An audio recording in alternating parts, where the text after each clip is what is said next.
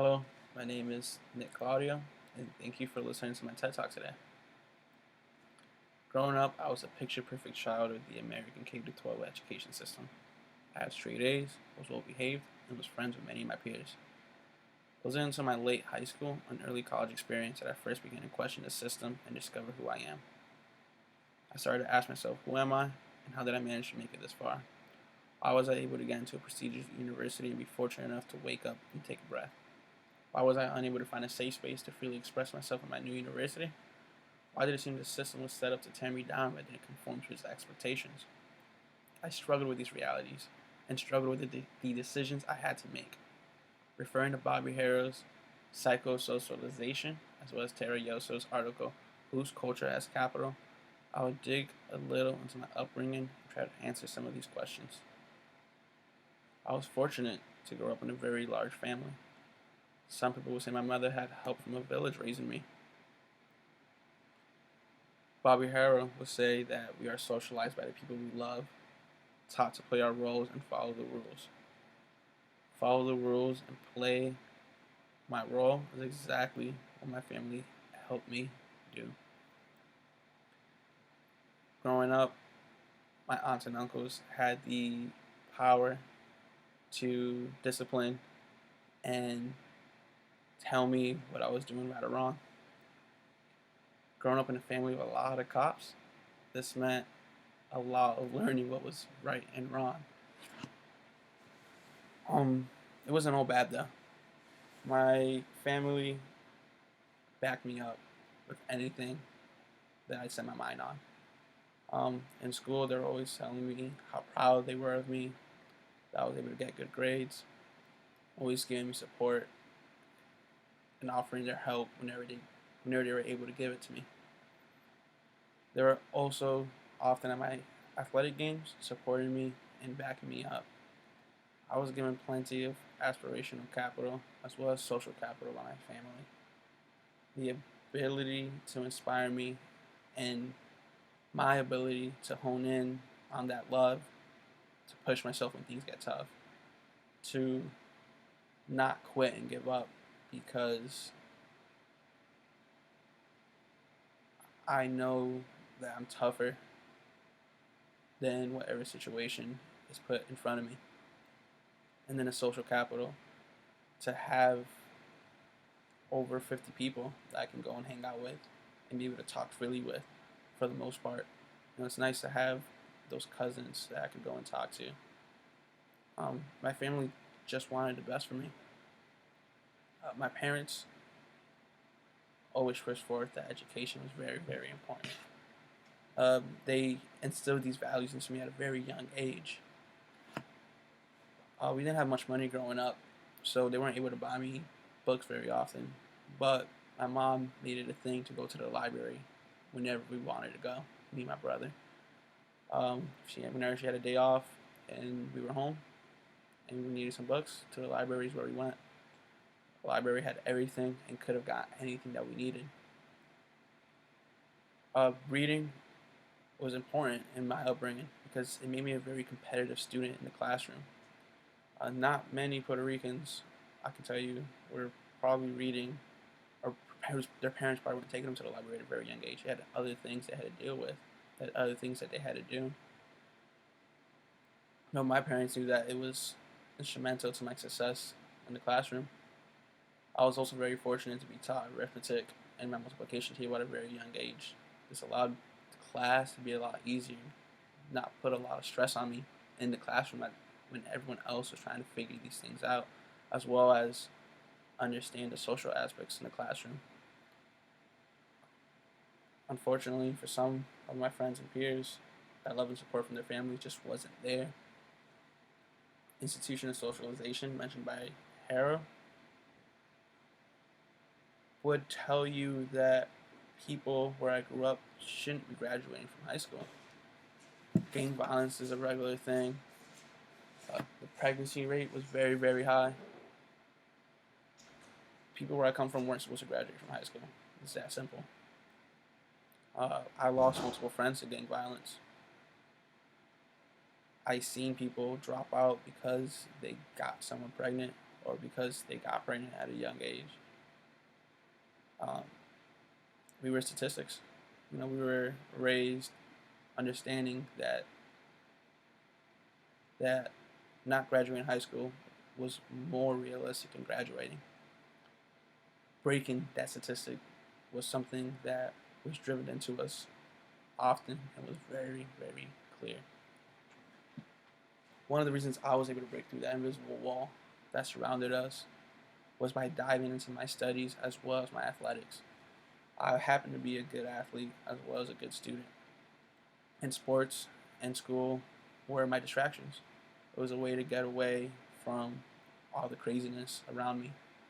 When I was in class and there was this group of kids over here giving a teacher a hard time, my nose was in the book because I know that that teacher's having a hard time. I knew that what was going on was not a very nice thing. That was taught to me by my family when they instilled me that what is right and what is wrong. When I left the classroom and there was trouble at home, those days where we didn't have dinner, or the evenings where both my parents were at work pulling overnights to pay for the mortgage at the house, sports was somewhere I can go and just have fun and not worry about anything whatsoever. Um, I think that sports in school is two of the main reasons why I'm able to be alive today. I don't know where I'd be mentally or physically if it wasn't for those two things. Maybe that's why I seen living home and going away to college as my sole mean coming out of high school. It was kind of the only thing I really felt like I should do. It was my only way to survive. But once I got there, things weren't all sun and roses. I started questioning this college experience really, really quickly. Bobby Harrow goes and says that if we are members of the groups that are penalized by the rules, we may have a constant feeling of discomfort. And it's growing up in a system which wasn't built for people with the color of my skin that speak the language that I grew up speaking. I definitely felt a discomfort when I went to college in an area that didn't really consider my upbringing at all. It only knew one thing: how much money did I have left on my school bill for the semester. And college was really, really difficult to pay for, especially at a private university like Boston. Tuition alone was $50,000, and then trying to find somewhere to live, whether it was off campus or through the school, was going to be another $10,000 to $25,000 depending on where I was living. And even graduating as valedictorian, being an athlete, all the scholarships I was able to obtain, as well as the financial aid I received from the government, just wasn't enough for me to get through college. My mother's a police officer, so she falls in a really weird space in the bracket of, some states she's too poor and I would have my tuition completely covered. But in the state of Massachusetts at the time, the amount that she made was a significant amount, and they expected us to find a lot of money for college. I wasn't fortunate enough to have a college fund to dip into. A lot of the scholarships that I applied for were based on financial need, quote unquote. That financial need was strictly based on how much your parents make.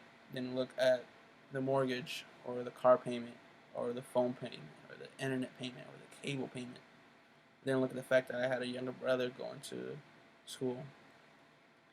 It was really, really the bare minimum, and it made trying to afford school and stay at that university, which I felt was an amazing thing to be somewhere. First generation college student, I had no place being there. But I guess I was right. I couldn't afford it. Why was I there? Once I did get there, though, I was there for a little bit. I was able to finesse some money for a couple semesters. But having money to go there it's just half the battle. It wasn't enough. I couldn't find a safe space once I was there. I realized I couldn't identify with a lot of my peers, and I was unable to build strong relationships past the very superficial things.